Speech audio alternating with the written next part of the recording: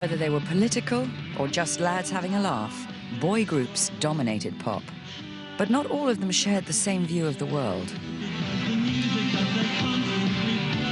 We feel that the music should be used in order to make serious statements, because so many groups sell masses and masses of records and don't raise people's level of consciousness in any direction, and we find that quite sinful, especially in these serious times.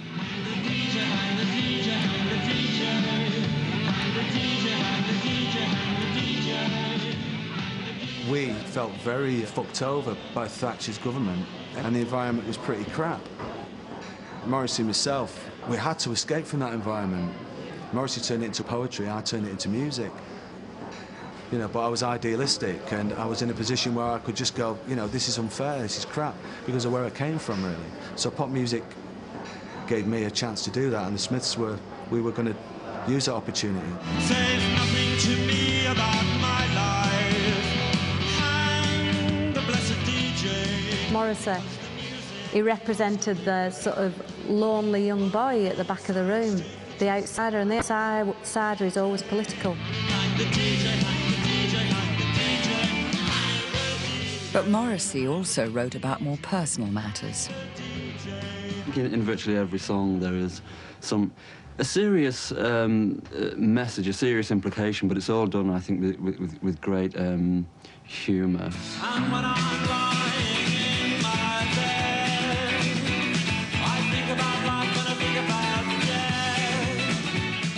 We got right in there and said, right, everybody, let's escape. You know, right, OK, you escape from your restrictions, you escape from your ideas, you know, you don't have to be, not just, you don't have to be straight, but you don't have to be gay, or you don't have to just be a bloke. You know, get rid of all the labels. The typical thing is that we made music for people who were disassociated from regular culture, who couldn't get in relationships, who sat in their bedroom saying, I am alone, no, I am so alone. Well, we did, but we also made music for lads who went to the football. We made music for people who worked in shops. I know because I've met them.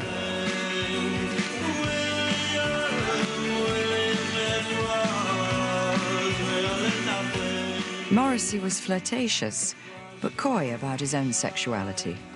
His celibacy was central to his appeal. He was touchable, but unavailable.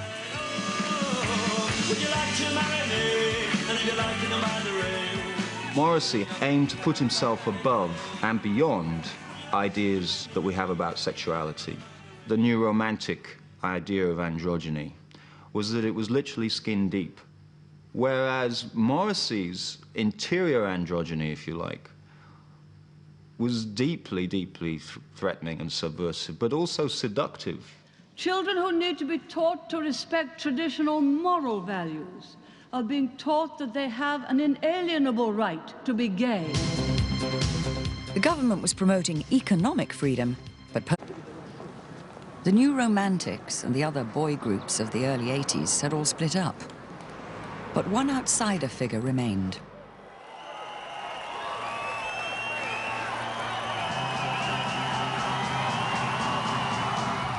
As Morrissey launched his solo career, his fans became more obsessive.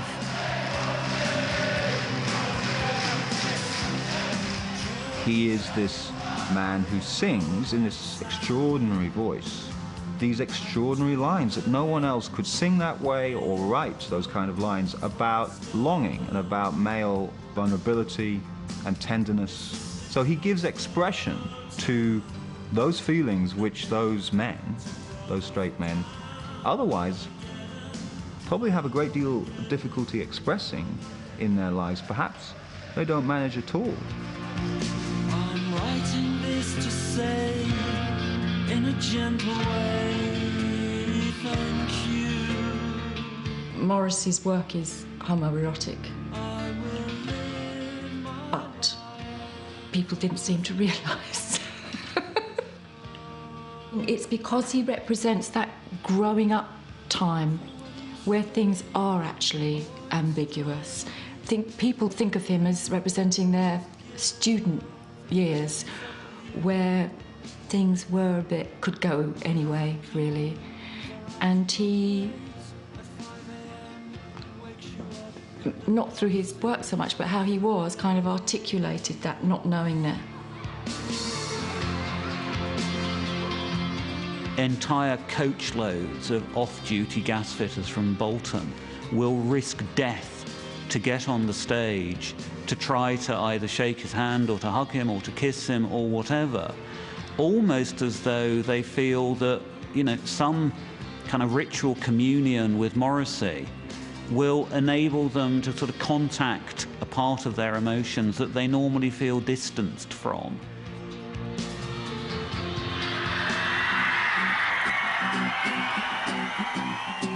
George Michael, meanwhile,